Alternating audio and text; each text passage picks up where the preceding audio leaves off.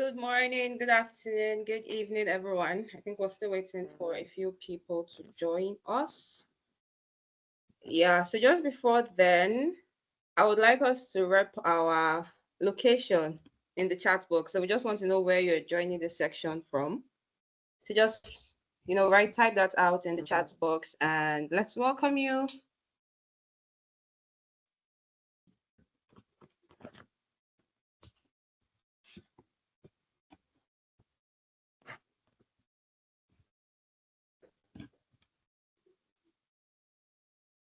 Oh, I'm seeing someone from Kenya. That's lovely. That is lovely. We have the US, we have Lagos, Nigeria. Fantastic.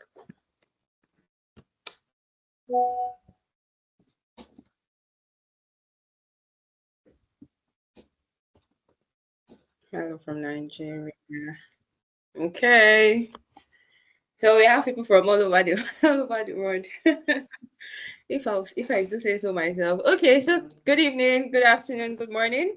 Everyone, it's a pleasure to have you join us today on our webinar titled Choosing the Right U.S. University. Right. So this webinar is supposed to cover everything that you need to consider when choosing the right university, especially as an African student. So we're going to be learning from how to choose the right university, how to align that with your career, how to even process your student visa, and even like immigration pathways after schooling. Right. So before we start, I would just be setting a few ground rules so that we know how this section would just flow by. Okay, welcome and welcome and welcome once again. So today's, of course, our webinar topic is choosing the right U.S. university, factors to consider as an African student. And I am your host for today. My name is Pace Samuel, and as the digital content strategist at Seamless Visa, I specialize in crafting engaging informative content that helps individuals navigate the US visa process with confidence. With over 6 years of experience in communications, content strategy, and brand storytelling, I'm passionate about using digital platforms to educate and empower people in making informed decisions about their academic and professional futures. And today I'll be guiding you through this discussion as we hear from our expert speakers on, financial planning, factors to consider when choosing a school, academic and career alignments, and your student visa essentials. Yeah, so before we dive right in, and while we're waiting for more people to join us, let's just set some quick ground rules or house rules so that, we maximize the section. Of course, I think everyone is mute. So if you need to speak when it's time for questions, you just raise your hand and we would unmute you and you have the opportunity to ask whatever question you have. But you can also use the Q&A chat box to drop your questions and we would address them once we get to the Q&A section. Also, let's maintain a respectful and positive environment, right? No use of inappropriate language or behavior, even in the chat box. And if you experience any technical difficulties, just let us know in the chat, and someone from the team will assist you to sort that out. And finally, we would encourage you to stay connected with us, to follow us on all our social media platforms. Yeah, for more updates and resources to support your study abroad journey. Yeah, so what are some of the key takeaways we expect for you from this section? So first of all, we want to help you understand the critical factors to consider when choosing a US university. We also want to break down tuition costs, available scholarships, and budgeting strategies to make studying in the US more financially attainable.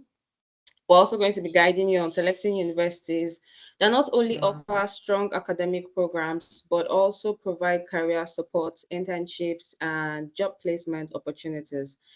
This section is also going to be providing you with clear, actionable insights on applying for an F1 visa, avoiding common mistakes, and understanding work opportunities as an international student. We're also going to be showing you how Seamless Visa can guide you through your study abroad applications to your student visa applications as well. And finally, we'll be answering any questions you have about studying in the United States. So let's sit down, grab your drink, water, your notepad as well, and take notes when necessary. Yeah, so the key segments we're going to be covering in this section. The first segment will be talking about making education affordable, so evaluating your tuition, scholarships, and financial aids. And the second segment will be talking about mapping your career goals, finding academic programs that fit your future. And the third segment will be talking about navigating the student visa process and immigration pathways. And after these three segments, we're going to have a question and answer segment where you have the opportunity to ask the questions and our experts will respond to your questions. Yeah, so meet your panelists for the day. We have Gift Oba. She's a study abroad advisor from Seamless Visa. We also have Paul Ayodele. He's the co-founder and CTO of Seamless Visa. And we have Jeremiah Haruna, who is also a co-founder and the CEO of Seamless Visa. So these people have like a wealth of experience and knowledge that you would be gaining from for free today. So yeah, let's sit back and relax. Moving on to our first speaker and the first segment for today, we have Gift Uba. Gift is a law graduate with a keen interest in shaping global discourse. She's a passionate advocate for education and international engagement. She brings a wealth of experience in education consulting and has successfully guided students in securing academic opportunities abroad. So, Gift, welcome to today's section and over to you. Thank you so much, Peace. Thank you so much for that warm introduction. Hello, everyone. Good day. And I hope you're doing very well today. So, without taking too much time, we're just going to dive right in. So, I'll be handling the segment which says choosing the making education affordable, evaluating tuition, scholarships, and financial aids. Next slide, please.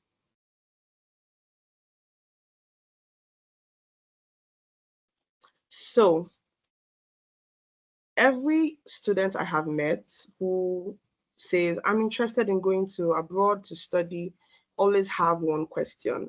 How can I fund my education? How can I fund my process? Where do I begin?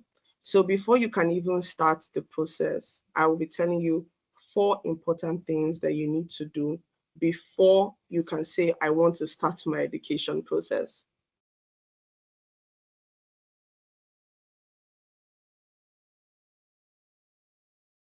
So the first thing you need to do is check for affordable universities.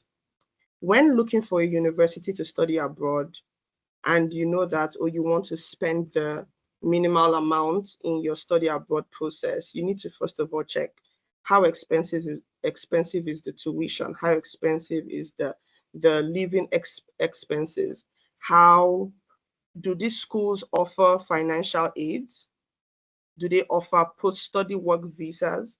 If you're looking for any school, you should ensure that the school offers you at least a 12-month post-study work visa.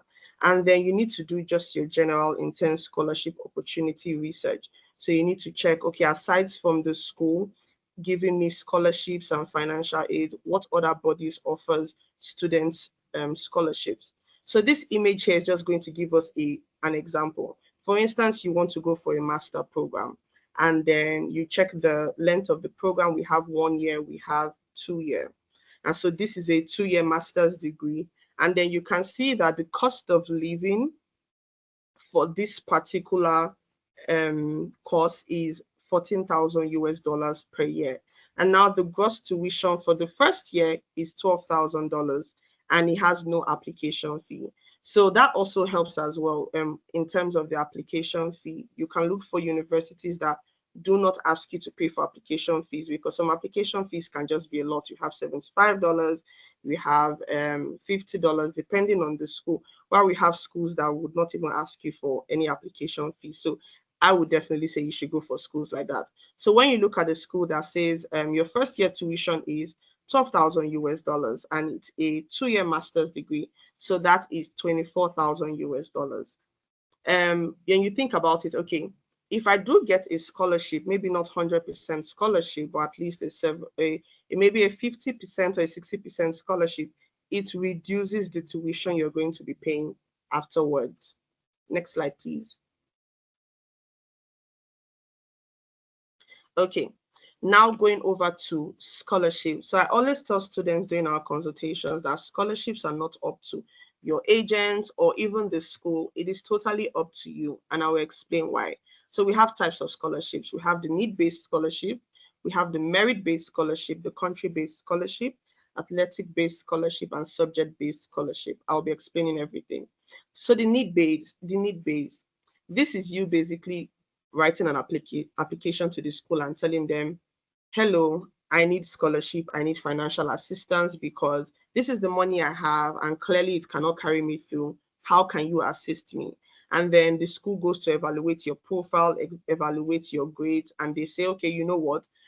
We're going to give this student a scholarship.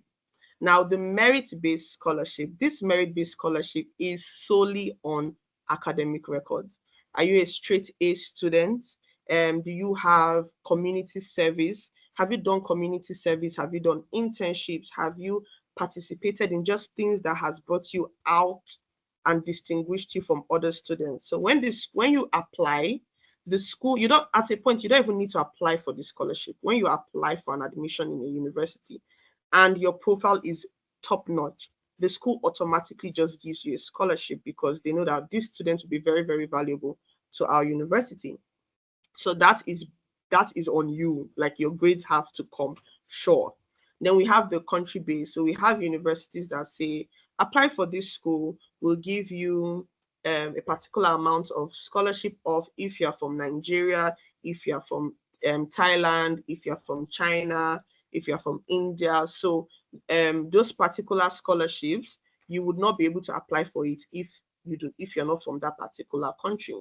For instance, the UK most especially would give you like 3,000, 4,000 pounds of your tuition fee. That's if you're a Nigerian student, it's automatic, aside from the one you would apply for again. So we have the athletic based scholarship. This scholarship, like the name says, solely on what have you done over the years. Are you an athlete, even if not a professional athlete, but have you played basketball in your secondary school, in your university? Did you play for your university at some point? Did you win any medal? Did you lead a team? So when they see your track record, and then you let them know that, okay, I want to be able to contribute this way in your university, they would be able to sit back and say, okay, we would need this athletic student in our school. But just note that if you're going for the athletic based scholarship, you need to be sure that the school itself is big on sports. So you can't go to a STEM university, for instance, and then you are telling them you play basketball, and then they're looking at you like, okay, good luck to you. So the other one is the subject-based scholarship. So this happens, you're applying for a school and then this to a university, and they say, if you are going, let me just say, if you are going for computer science, maybe they will say, okay, every student going for this particular course or this particular subject, you get a particular amount of your tuition. Most schools that do subject-based scholarships are schools that the particular course is not widely studied. Not everybody just comes and studies it. Next slides, please. Okay, so moving on, now that you have gone through the search for your university, you've checked, okay, is this school affordable? Can I stay in this school? Did they give you financial aids? And then you've gone through your scholarship. Now you have gotten your admission, you've gotten your scholarship, and you're now in the US and you're asking yourself, okay, I'm here. How can I make extra money to just ensure that I have some expenses covered? Generally, you are entitled to at least 20 hours working time for a week as an international student abroad. So you can get some spare cash to help you cover with food, rent, and transportation. Note that for your living expenses, you should also confirm if your school would require you to stay on campus or if you have the liberty to stay off campus. Generally, when you're doing your application, you should be able to do your research to check, and you will see it there. The school will tell you students can stay off campus or students are mandated to stay on campus. Generally, you should go for schools that would let you stay off campus because on campus is usually more expensive than if you stay off campus. So however, if you do go through assistantship, this helps because when I say assistantship, it means that you are telling the school, I want to help you with this and this and this. Maybe you want to help them coordinate a particular student body, and maybe they say, okay, we might need your help. The school usually covers your living expenses and your feeding for your whole time there abroad. Next slide, please. Okay, some of the things that you can do as an international student to just get some cash, you can get a part-time job. You can work in the library of your school. You can work in the dining hall. You can even be a student tutor. We have a lot of Nigerians do that in the universities where they have tutorial classes. They have success tutorials a night before exam or weeks before exam, and you see students paying them. So you can do the exact same thing when you go abroad. You can also be a student ambassador, and you can also do internships during the summer. Remember, I said you have at least 20 hours um, per week to work as a student. That's when school is in session. Then after school, when you're on summer, you can do internship. However, your school must be able to authorize you that yes, you are you are okay to do the internships. And also your internship must be in the field of your study. You cannot decide that you're going to another department to do internship and you're studying something else. So there are also higher paying jobs like research assistants or teaching assistants. However, these ones will require a better skill set. You can decide to assist the teacher, maybe marking his grades, but before you can help a teacher to mark his scripts, you should be able to know a lot about that particular course. And that's why I said it requires a better skill set than just having a part-time job or being a library assistant. Next slide, please. Okay, this is where I come to conclusion. And I always tell students that in as much as you wake up one day and you're like, you know what, I just really want to go abroad, I want to study, be it you want to go abroad to just study and continue your life there, or you want to study and actually come back, I always say have a plan. Like, it doesn't just fall on your lap. So you have to have a plan, you have to create a budget, you have to do a lot of research, and also give it time. Be realistic. So if you decide you want to go abroad this year and it's in February, and you say you want to go abroad in April, you don't have your finances together, but you're already applying to the school. Okay, let's say you get an admission. What are you going to do? Defer? So I always tell students that be realistic and ensure that you have your plan, you have your goals. And better still, if you need guidance and if you need someone to just hold your hands, Seamless Visa is here for you. So we would help you take off the burden of looking for the right university or the right course or the right living conditions for you. That is why we are here. So once again, thank you so much. Peace.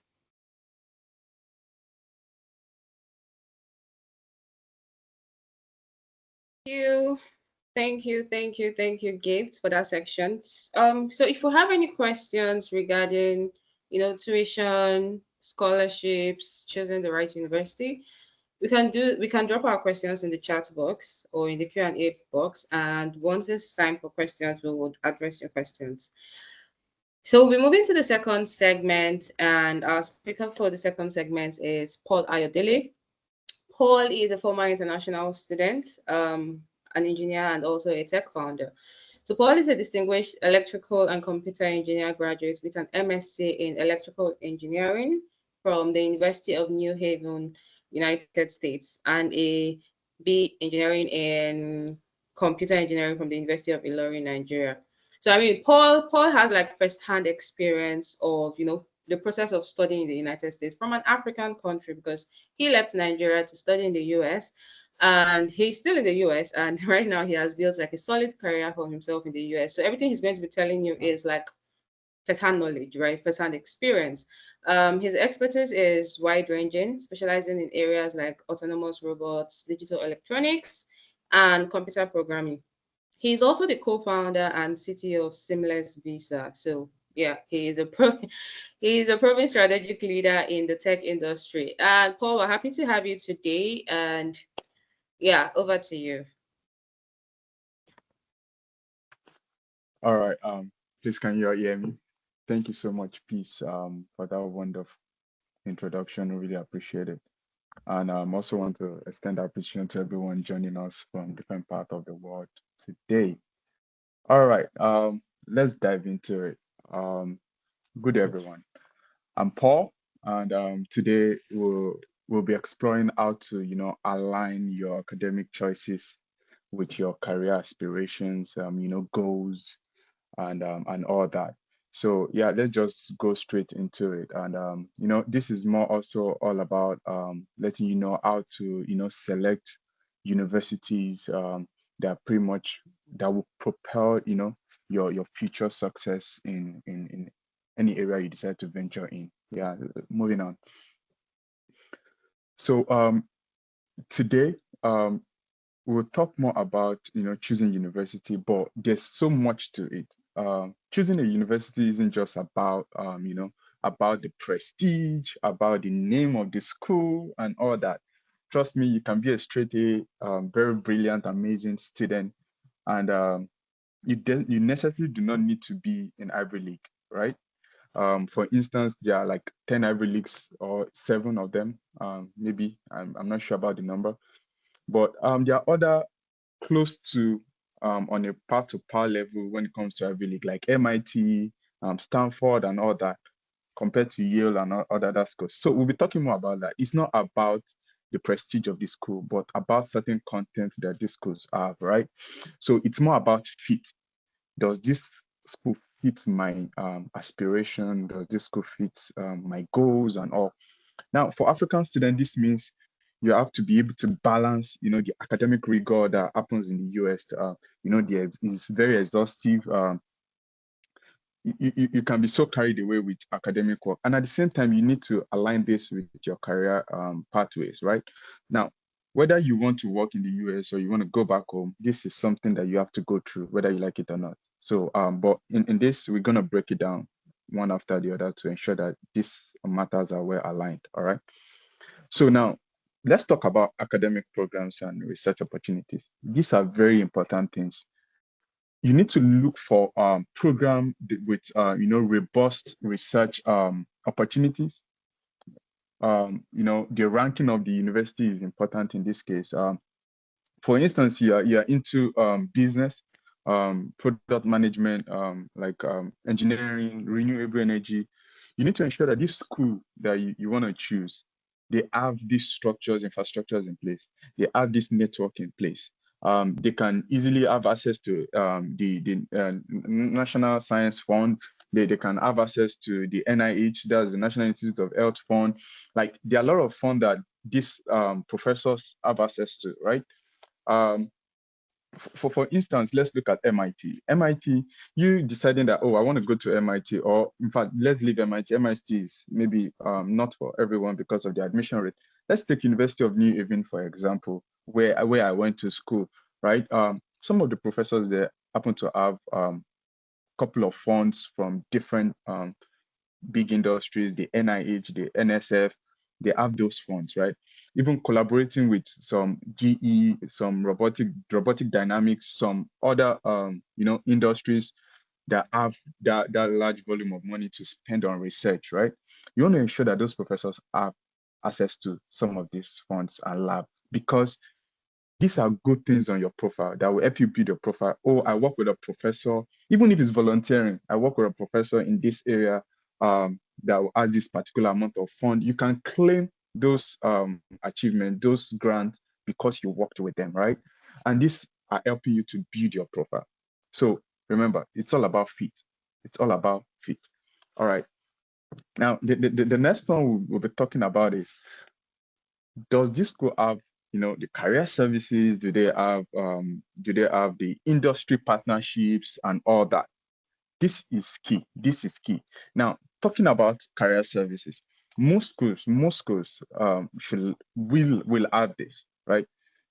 They should be able to help you with your resume when it times for you to look for internship in probably your second semester. When you have at least a GPA, you are qualified to go for CPT, right? Now that's curriculum practical training. You should be able to do something like that. Now, while you are doing this, it's important that you have a career center that helps you look over your resume in check. Now, the next thing is, do these schools, do they offer career fairs? Now, if they do, no problem. But are those career fair international student friendly? Now you can check their news, check their website, you see some of this information. So you need to actually do research, because you could go to a school and most international students that graduate from there struggle to get jobs. Even on the school website, you will see the statistics of the number of graduates. For instance, if you go to University of New Haven, to the engineering portal, you will see the rate at which the minimum pay for any engineering electrical engineer that graduates from there, right? There are statistics like that. These are things that you should pay attention to. Now, do they have industry partnerships? And I've talked about this. These are they international student friendly, right? These are things that you need to look at. The situation, the environment of the school, is it well positioned? For instance, let's look at Stanford University in California. That at least the close proximity to any like a tech ecosystem, right? So these are things that you need to pay attention to. Be strategic about every of these decisions when it comes to career services, industry partnership, or whichever school you want to apply to. Moving on.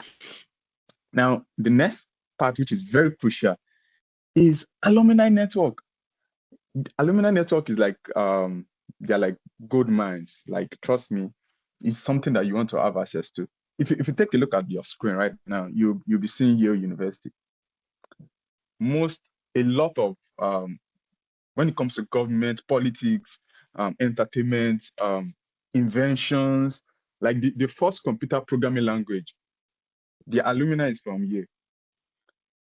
Couple of US presidents, they are Yale alumni. Like, so you need to understand a couple of these things to understand that you having access to these people when you graduate is a big network. Is a big deal. Is a big deal. So, and you have access to connect with graduates in your field as well, right? Which they can easily recommend you to wherever they are working.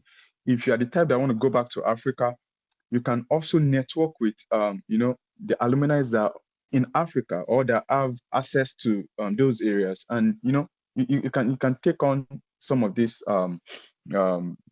opportunities. It's very important. Now we're going to talk about quickly some case studies that I want us to look at. Okay. Now let's look at Amina. Amina is from Nigeria. MSc in computer science at University of Texas, Houston.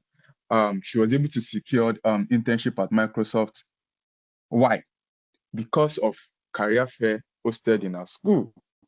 Through career fair hosted in our school, they are international student friendly. When you get here, a lot of companies will tell you, oh, we don't hire international students. They won't tell you outrightly. They will just tell you that sorry, because of work authorization limit, they will not be able to employ you. So, and they don't sponsor visas. So that kind of stuff are some limitation that most companies have. However, if your school already identified those companies, you don't have to bother. Why? However, they will be able to bring folks that align with that are more international student friendly. Yeah. So looking at the next case study, right?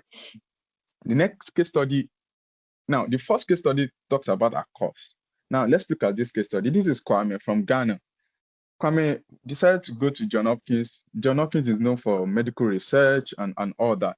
Now, Kwame said, oh, I'm going back to Ghana, right? Now, Kwame leveraged on the opportunity that John Hopkins has when it comes to international partnerships with WHO, and he was able to secure a role as a NGO director in Ghana, right? Now, that's as a result of what? The network, industry partnerships, international partnerships of these schools. You can check them up. You can look them up. Most of them are online, right? So it's very important that we pay attention to some of these things and ensure that these align your studies with real world challenges. Like you'll be able to like merge both together. All right. Now, looking at the next case study, right? This is an individual that did MBA in California, in Santa Clara University in California. This university actually has a very close proximity to Silicon Valley. You can decide just to throw down there. Now, this guy got a product manager role at Google, right? Only because of that strong alumni this university has with startup and the ecosystem in Silicon Valley. Was able to leverage that, host events, any startup event. The school is able to let the student attend. Ship them there. And as a result of that, you're able to pitch yourself, you're able to talk to, you're able to meet brilliant minds, see new things. Your mind is open, and that network is also key. I'm not saying all of us have to start going to California because we are tech guys. However, you can still attend from, just make sure that your school at least have some level of connection. Your own might not be tech, but I actually have a friend just 3 days ago. He secured as a product manager internship in Amazon. He's schooling in Berkeley University in California. And I was like, wow, probably if you're to be in the East Coast, maybe you might not be able to do that just as fast as possible. The way you're able to do this because you are closer to those guys, right? Because that's the tech ecosystem. So these are the things I would like us to pay attention, and these are key things that you need to look out for. And moving on, I want you to pay attention to certain questions that you should ask while looking at this. Now, the first question is about internship. Are internship available for international students? You need to ask. You need to know the ranking of the school, like what was it like? Oh, when people graduate. And by the way, Seamless Visa will be able to help in that area, because now we've been able to identify schools that has at least success rate, people that graduate and all. So if you happen to be that person, you can reach out to Seamless Visa to align you with in that area. Now, when it comes to job placement, now the question is, what kind of employment, what's the employment rate like? I've talked about this. What's the employment rate like for every student that graduates? Now, not only every student that graduates, what about international student that graduate? In what field? Remember, some schools are good in some area, like Yale Law School now is a big deal. Now, when it comes to maybe University of New Haven talking about law, maybe not. So now, when it comes to engineering, you might want to consider MIT, right? So every school has its strength. So these are things that you need to look out for. Now, when it comes to work study, does this school are they accredited to offer courses that are STEM based? For instance, accounting.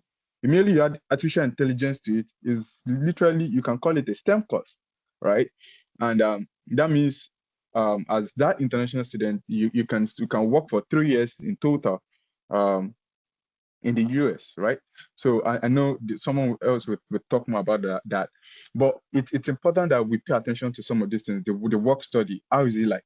Is it friendly? Can they participate in that? Which I know most F1 students can participate. Now, alumni, I already talked about it.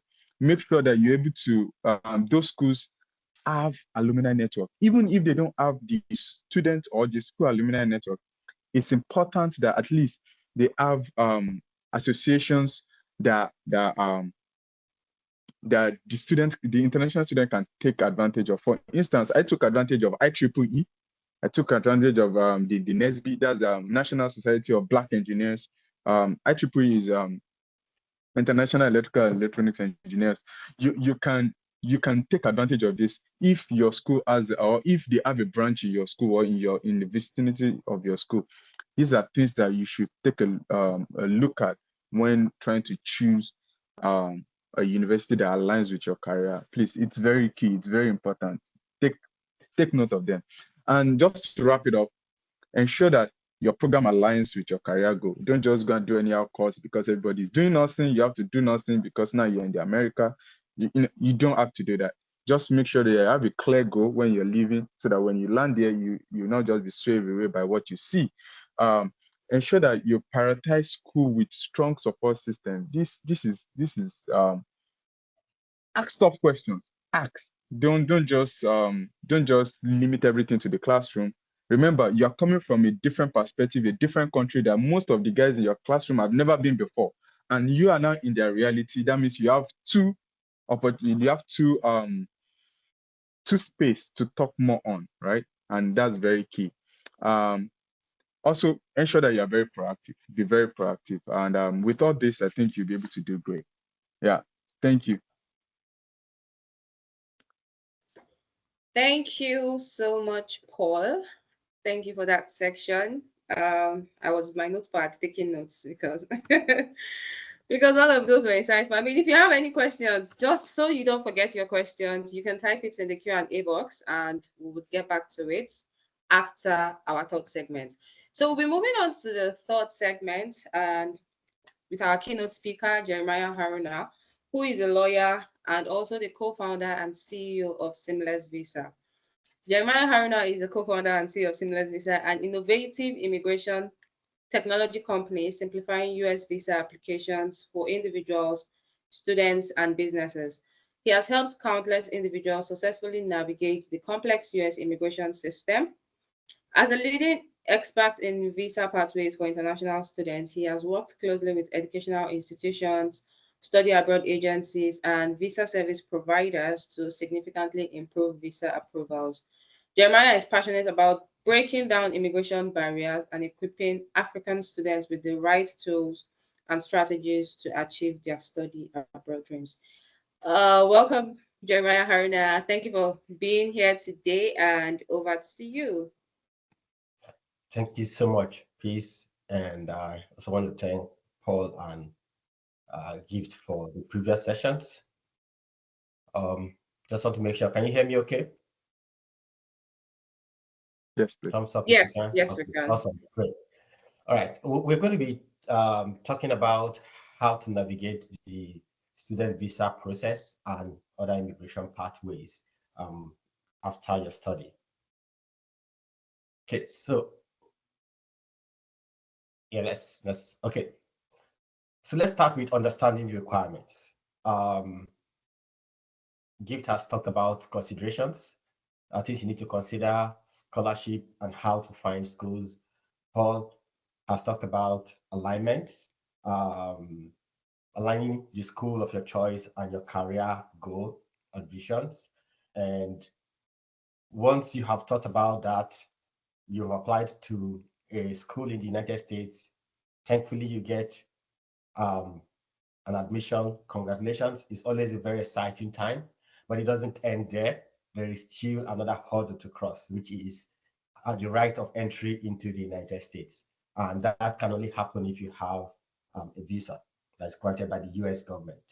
And this part is always very challenging, particularly for people in sub-Saharan Africa, as we have seen very astronomical rejection rates coming from that region. And unfortunately, we see about 7 in 10 applications being denied because of inaccurate applications or poor interview performance. So we want to share how to navigate that challenge successfully. And hopefully by the end of this session, you'll be well equipped for that. Now, the most common student visa types are F1 and M1 visas.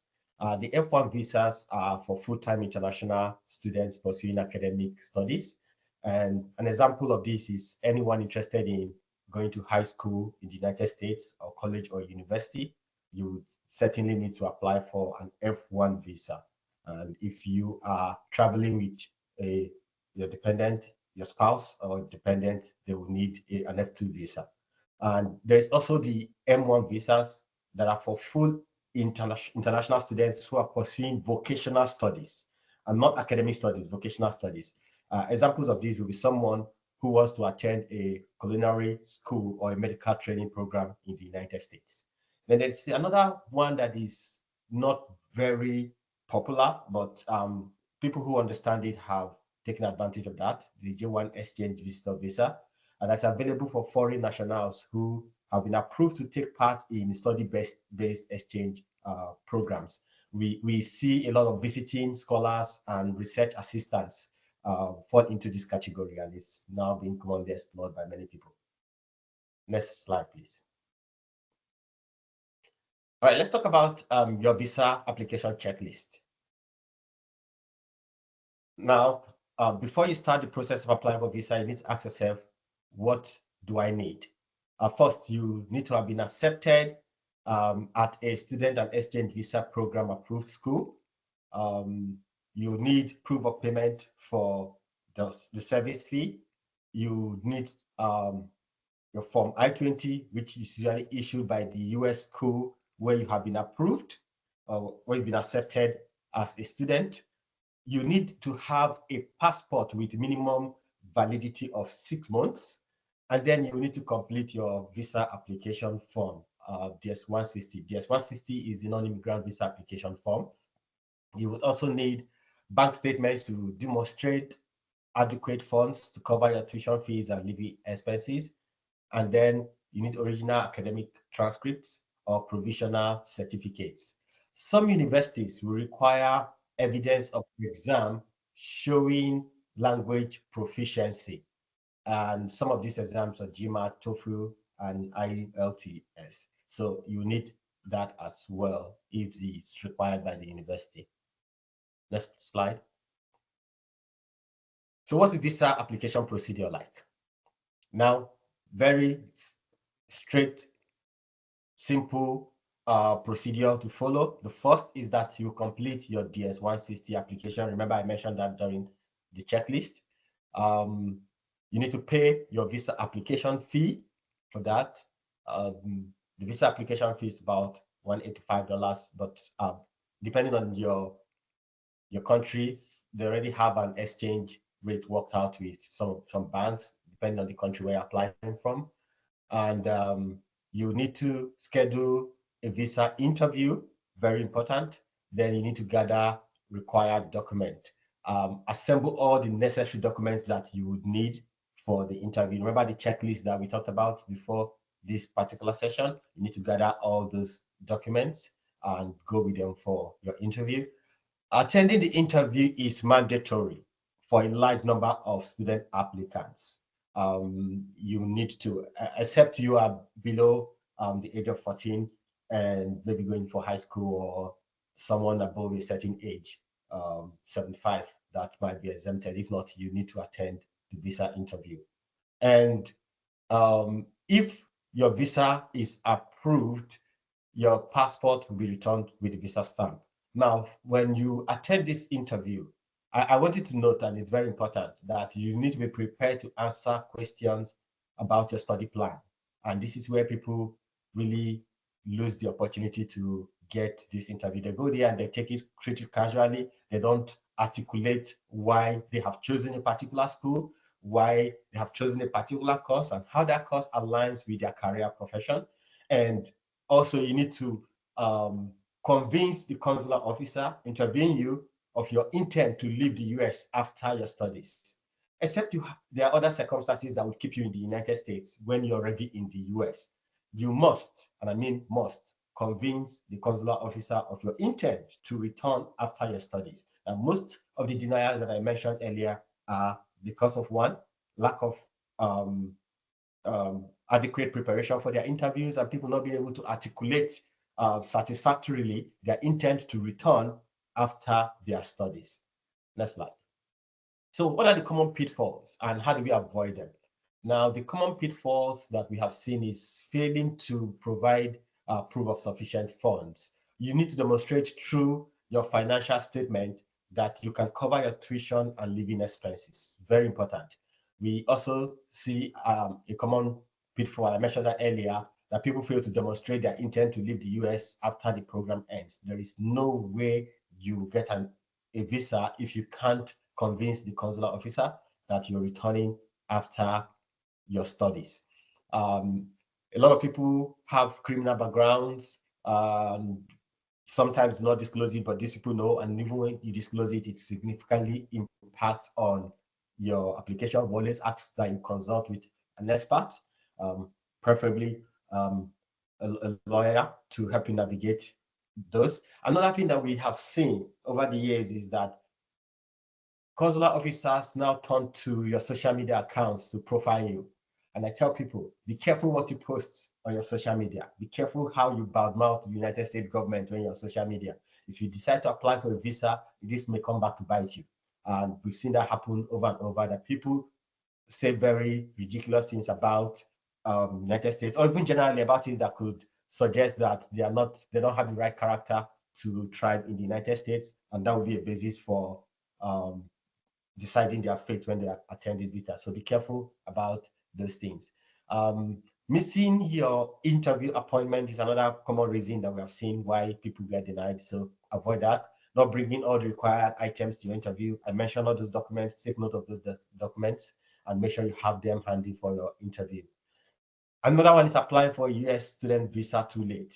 I tell people, please and please try to apply for your visa interviews early so that you have enough time to get a date for your interview. So that's another common pitfall that you need to avoid. Next slide, please.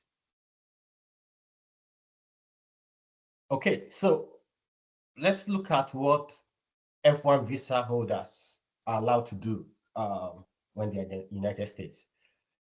If you have been granted an F1 visa and you're in the United States, you're allowed to work on campus for up to 20 hours per week during the school year. I think both Peace and Paul alluded to this during their presentations. And this is during the school year, but you can work full-time during breaks. And full-time in the United States is regarded as 40 hours a week.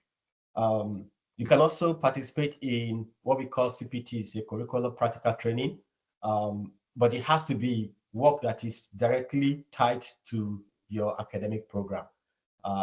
If you seek to gain experience in those areas, this is something that I always encourage students to take advantage of. You can also apply for your OPT, optional practical training. This is a temporary work authorization that you get after graduation. Paul mentioned this during his speech. It's important that you do this. Now, one important thing about the OPT is that it lasts for 12 months. But if you are a graduate in any STEM related field, and Paul used accounting, where people decide to layer on artificial intelligence to make it look like STEM. If you belong to that field, you can apply for extension of your OPT. So you now do additional 24 months for STEM OPT, giving you 3 years in total of work experience in the United States. Remember, the regular OPT is for 1 year, for 12 months. But if it is more than that, then it means you belong to a specialized field in one of the STEM degrees. Now, it's also very important to note that you need to apply for this 90 days before your graduation or 60 days after graduation. If you don't, then you may not have the opportunity to engage in any of this. Another thing you can do on the F1 visa is engage in academic activities, internships. Paul talked about that. Research related to your field of study. Those are very important, and they're things that are within your limits. Now, let's talk about things you cannot do as an F1 visa holder. So now we need to understand that your F1 visa has some restrictions, and if anything you do in this category violates your visa terms and could seriously impact on your eligibility to continue to stay in the United States or even to come back to US another time, or even be granted another immigration pathway if you desire so apply. So working off campus without proper authorization is one clear way of violating your visa approval. Unless you are doing the CPT and OPT that we mentioned earlier, do not work off campus without proper authorization. Now, exceeding on-campus work limit is also very key. Work limit on campus is just for 20 hours during the school season, and then after when the school is on break, you can do that for 40 hours, but it has to be on campus. Now, failing to maintain full-time student status, people come in here as students and then they abandon that.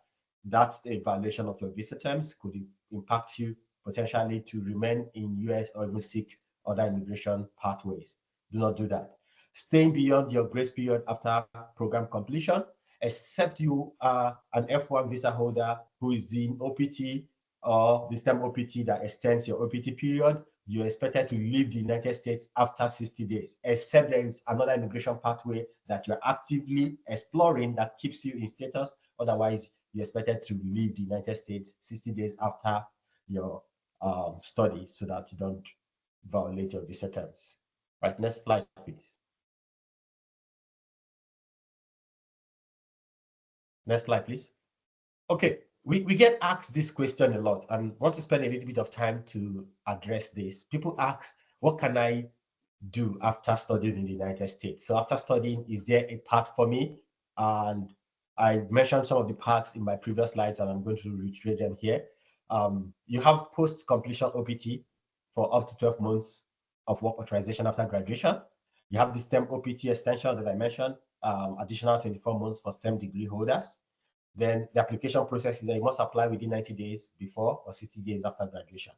Now, but after this, what next? After this, what next is that you ordinarily are supposed to go back.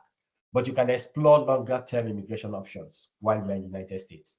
And one is the H-1B visas that is employer-sponsored work visa that allows you to work in the United States for up to 6 years. Also, could explore the pathways afterwards. There's the O-1 visa for individuals with extraordinary abilities, and it is employer sponsored. Without that, you may not be able to get in, though you can sponsor through a company that you have founded. It allows you an initial 3 years followed by unlimited extension. But one thing about this is still a non-immigrant visa category that also grants you an additional pathway. You also can apply for green card, either employer-based or family sponsorship. Now, you have an employer-based green card, but will require the employer to seek and obtain a permanent labor certification for you, and then you apply for an adjustment of status to get a green card. You can be eligible for family-based sponsorship depending on if you get married to a US citizen. You can potentially adjust your status through that. You can also send petition for something we call EB2 NIW. NIW means National Interest Waiver, and it's available for immigrants with advanced degree or exceptional ability in their field of work. So these are pathways that you can explore as someone here. Now, we help you on this our process to empower your study abroad dreams with technology and expert support. And how do we do this? We help you gain admission to a reputable university. We have partnership with reputable university aggregators that simplifies the admission process and offers you several options. We help with essay and personal statement writing through our experts. We also support with helping you obtain scholarship assistance if you're eligible, and our experts will guide you through that process. Then we also support and help you with your visa application. And we do this because I mentioned earlier, we have seen that the denial rates are significantly high. So we have built a platform that not only simplifies the process, but maximizes your approval chances through helping you fill out accurate and complete applications and preparing you for interview. Now, we also have built a personalized interview trainer that guides you all the way. So it's not just a one-off conversation. You have our interview trainer that prepares you to answer questions that consular officers will ask you. This trainer is powered by AI, built by attorneys, and with the help of former immigration officers who have curated questions that they will normally ask and the kind of responses that they expect students to give. Now, this can act as a personal guide. Right now, you can even try it for free and see how this could significantly improve your chances of acing your interview. I guess they'll be sending links for you to try that out. Know that. Next slide, please.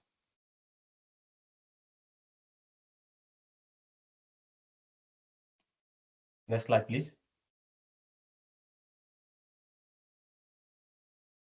All right, I guess that's where I draw the curtain on navigating your US visa process, and I would invite Peace to continue anchoring this session. Thank you.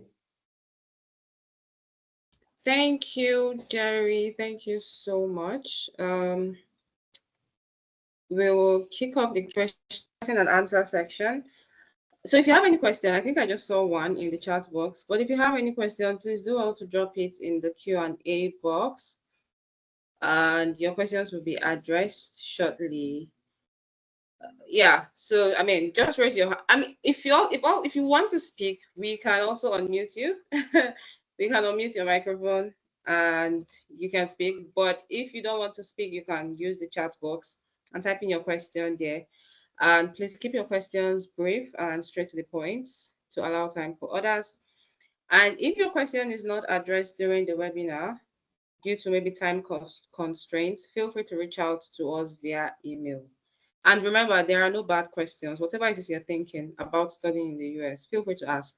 We we have people to answer your questions. I think I saw one question here that says, what is the success rate of your services in terms of admissions? That's an interesting that is an interesting question. Um, okay. Gifts, I think I would allow you to answer this. What is your success rate in terms of admissions? Okay, thank you for that. Thank you for that. So, like Jerry said, we have partners that we work with. We have aggregators that we work with that we are very, very sure of gaining you admission into your desired university. So the first things first, you book a free 30 minutes consultation with us. And during this consultation, what we do is we get to know the school you would like to go to, the courses you would like to take, and just be able to filter your profile and be able to match you with the best program and the best university. The reason why most students don't get admissions is because they literally they don't understand what the school is asking from them. For instance, you go to your personal statement, which is always important when it comes to gaining admission or even gaining scholarships. The school would usually give you a guideline as to what they want to see in your personal statement. But students just go off with that personal statement, and then the school rejects the personal statement, and then they're wondering, well, what happened? I did everything. Not really, you didn't. So that is the reason why we are here for you.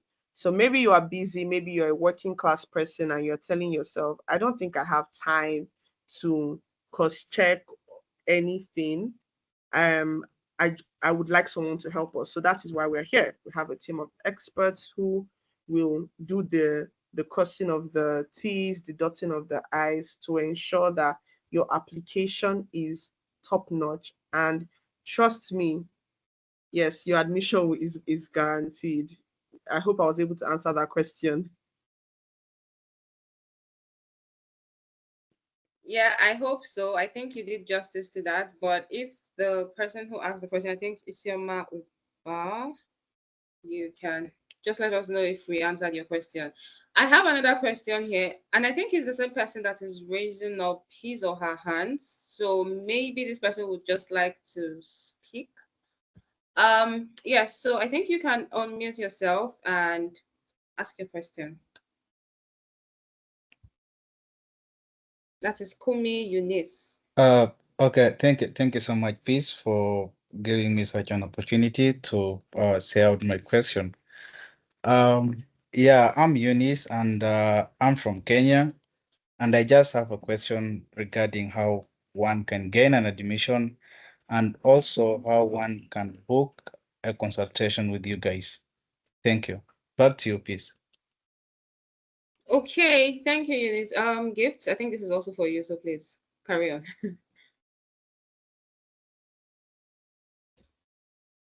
Okay, so I'm going to start with how you can book a consultation with us. So you can send us a DM through Instagram, or you can send us an email, or you can send us a message on the WhatsApp, and our client relations personnel will be able to just reach out to you and then send you booking details for you to have a consultation with us. And then secondly, if I remember correctly, you said what are the procedures one needs to follow to be assisted in gaining admission? Okay, so one of the things that you need to do is it's very important for you to have all your documents. For instance, your transcripts, your statement of purpose, your essay that the school will give to you to write, your CV, and it really just depends. Each school has what they would require from a student. So that's just some of the processes, just to ensure that your admission process does not take long. Ensure that you have all your documents, which will be given to you during the consultation. So during the consultation, you'll be informed what you need to do, what documents you need to bring. So before you even start any admission process, we will tell you everything that you need to do before you start. I hope I was able to answer that question as well. But first things first, book a consultation with us, and then you'll be able to understand everything that would go into your admission process. Okay, thank you for that question. I think if you look at the chat box, someone is going to be dropping a number you can directly reach out to, so you can book your consultation maybe after this webinar. So just take a look at the chat box and that number would be there soon. So if you have any other questions, please do well to drop your questions in the chat box or raise your hand and your question will be addressed. I think someone is asking if we have Anita, your question has been answered. I think someone responded to you in the chat as well. So please do well to take a look at that. But yeah, if we have any other questions regarding what any of the speakers spoke about or anything we're thinking about regarding studying in the United States, either your scholarships, visa processes, career alignments, like Paul spoke about, let us do well to drop that in the chat box. I think I would just wait for like 1 minute or two, and if no further questions, we would move forward with what we have next. But I think before someone else drops a question, I just want to, encourage us, just in case no question is coming to your mind right now, right? But definitely this is a process this is a journey you would want to go on sometime in the future or sometime soon. We have a community, we have a WhatsApp community where we provide you with every information you need, all the information you need about studying in the United States, visa processes, how to choose your right school, even when we're having like discounts.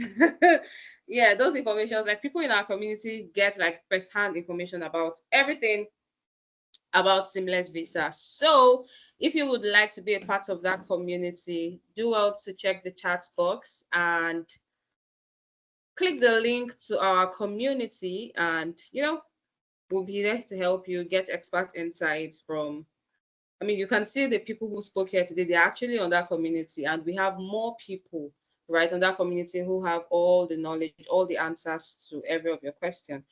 So please do well to join that community and drop your questions. Yeah, Gift, you are raising up your hands, please.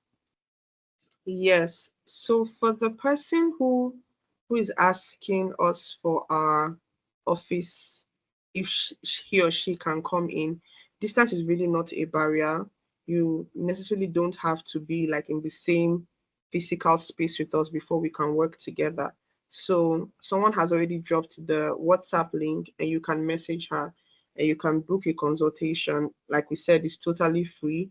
And the same physical touch you might need, you would have it through digital space, and you will still feel the same way. I just thought to add that.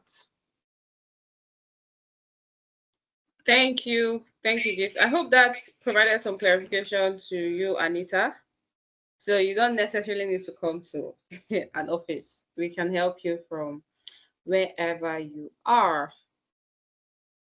I don't know if we have any other questions for today, but if not, please do well to join our WhatsApp community. Do well to join that community, and any questions you have will be answered. We put out information regularly on that community, so information that would be beneficial to you all. Yeah, so before we wrap up, I just want to, thank you all for joining. Thank you for joining the section. It was an insightful one. We thank you. I mean, I hope you've been able to learn a thing or two from this section. And I want to give like a special shout out, or should I say a special thank you to our speakers, to Gift, to Paul, and to Jeremiah. Thank you for joining us today. Thank you for sharing your knowledge with us today. Your sections were very insightful, and I'm sure we were able to take a thing or two from the sections. Yes, so this, of course, this webinar was brought to you by Seamless Visa, and at Seamless Visa, we are committed to supporting you every step of the way of your study abroad journey, right? We have, like I said, we have a community that can help you. Join our community. We're going to be helping you, just like the last speaker spoke about, from your admissions, selecting the right university, down to processing your visas. We are here to hold your hand throughout the entire process of the journey. So thank you once again. If you have any questions, if you have further questions, you can send an email, right? You can email us at hello@seamlessvisa.com, or you can drop your questions on that community that we dropped the link. So once you join that community and you have any question, you can drop your questions there. Someone would answer your questions. And please do well to follow us on all our social media platforms, on Instagram, on LinkedIn, on Twitter, which is now X, on on Facebook, and on TikTok. So all these platforms, we put out like information that you would need, both educational information, insightful information, every information that you need that would help you on your study abroad journey. Even you get to even understand our packages better. So yes, please do well to follow us. I'm sure the links are already in the chat box. The links to all our social media platforms are in the chat box. So just click on it and it takes you directly to the chat box. Yeah, someone is asking, where can I get the link to join the community? The link is on the chat box. Chinyere, please, if you can also paste the community link on the Q&A box so that people can also see it and join our community from there. Yeah, okay. I see that Jerry has already done that. Thank you, Jerry. So please just click the link and it takes you straight to the community. Please also follow us on all our social media platforms. The links have been posted as well, and you will get. Okay, I have a question that just came in now.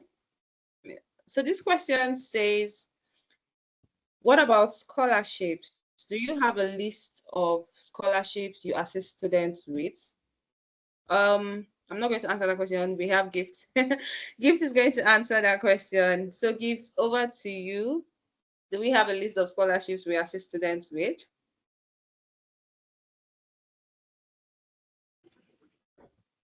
Okay, can you hear me? Yes. Okay, so I don't know if you joined while I was speaking, but I did mention that the gaining a scholarship would depend on several things. So you'd have the one that the school would give you automatically, depending on how well your profile is. We have the one that you have to actually apply to the school, and then we have private scholarships as well. You've heard of scholarships whereby maybe like those philanthropists would decide they want to just support students. So there are different type of scholarships. It just now depends on which one you want to go for.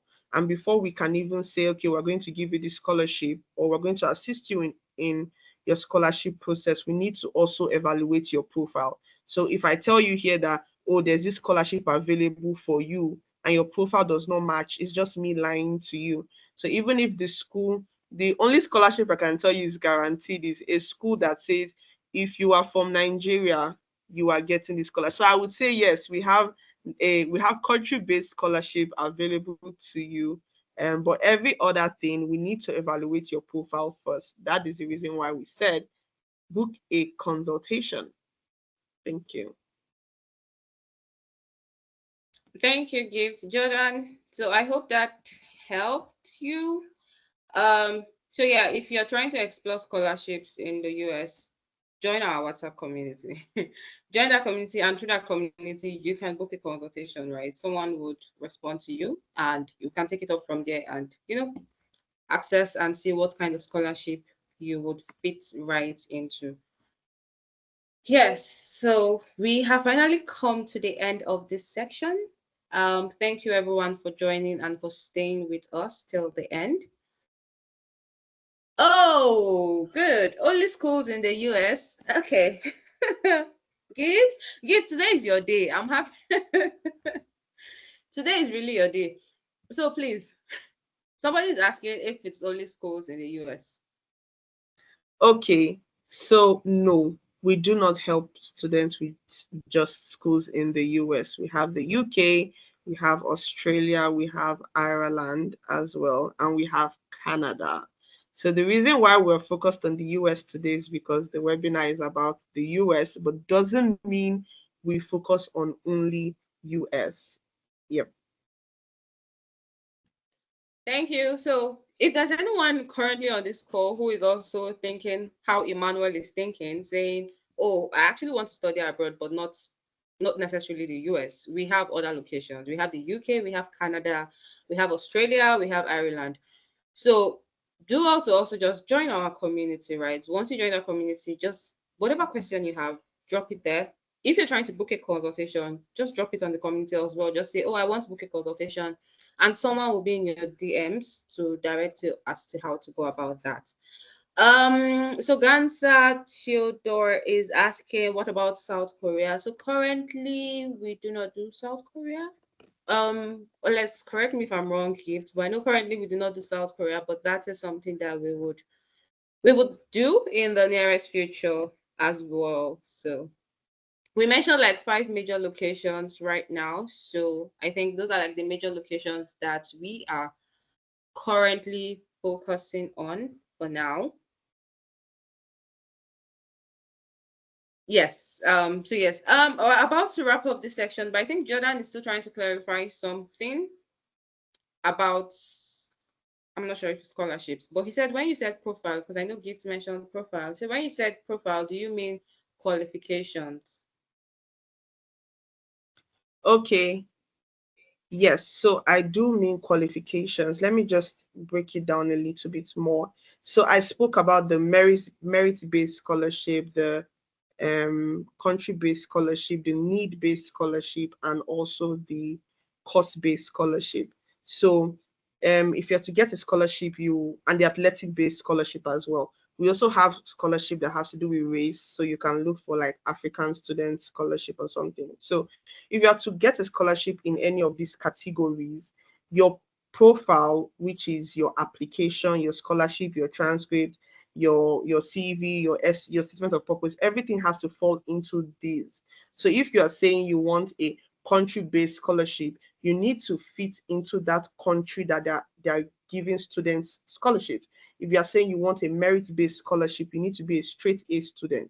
If you're saying you need a need-based scholarship, it means that your scholarship application needs to show that I really, really need this extra assistance, and they will definitely ask for your financial records, and you should be able to show that, like, okay, with putting all my financial records together, it's clear that I may not be able to fund myself fully.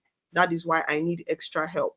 And then if you're doing athletic-based scholarship, you need to show them that I'm an athlete. I may not be professional, but I can contribute a lot to your university in terms of sports, and then course as well. So for you to be, if you want to go for, let's say, engineering, and then they are giving scholarship for those studying nursing, you can't ask for the scholarship there because you're not doing that particular course. So that's what I mean by profile. So it has to do with everything that makes up your application, be it your CV, your transcript, your basically everything that just makes up your application into a university.